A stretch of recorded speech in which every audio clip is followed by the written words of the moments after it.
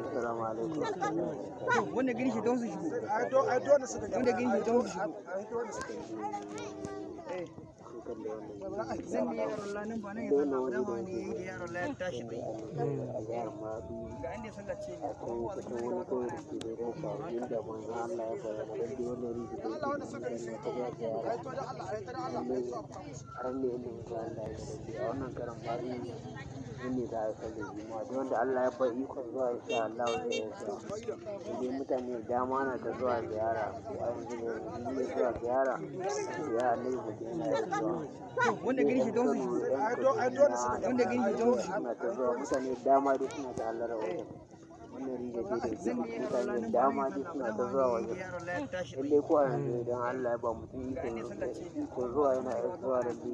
A wannan karan ma za a yi sallar juma'a can ga wanda yake da ikon zuwa. Kuma bayan sallar juma'a na biyu wanda yake niyyar ziyara wajen zai iya zuwa.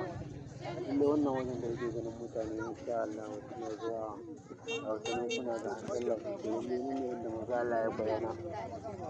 Na a wajen ma cikin biyu amma kuma ga wajen zuwa wanda bayan gani shi don su shigo haka ruwa aka samu. wanda gani shi don su shigo Mutane duk sun kwashe wannan ruwan kuma da akwai wata sabara zan kusa yi da yaron wajen. lanin ba nan ya zalla ba Lallai dama ne mutane ya sun yi yaron lanin ɗebe tashi bai lallai sun yi magani kuma Allah lallai ya ba su lafiya insha Allah.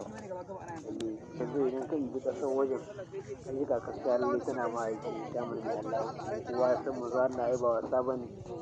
Lallai wannan wajen da yake ta ganin mutane suna ta zuwa lallai nan ne manzo Allah ya bayyana. Ga mai ikon zuwa in sha mana mai Allah yana iya zuwa lallai ya kai ziyara.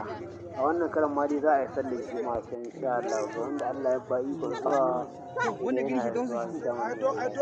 wanda gani shi don su Fatan shigo dai wannan sakon dai in an ji shi da wasu ya annabi sai zan ya yi yi zuwa. yaron lanin ba nan ya zalla ba dama ne ya Allah yi ya ba yaron lanin mu tashi bai ikon zuwa wannan wajen. ga inda ya Yin sallace ziyara insha Allah. ne gaba gaba ana yin sallah Lalle ga wanda Allah ya ba ikon zuwa ziyara zai iya zuwa wannan wajen da yake gani inda manzon Allah ya bayyana. Lalle ya yi sallah mutane na ta zuwa dai ziyara da shi. Lalle mutane da dama suna ta zuwa ziyara. Ya Annabi Muhammad sallallahu alaihi wasallam suna ta zuwa ziyara.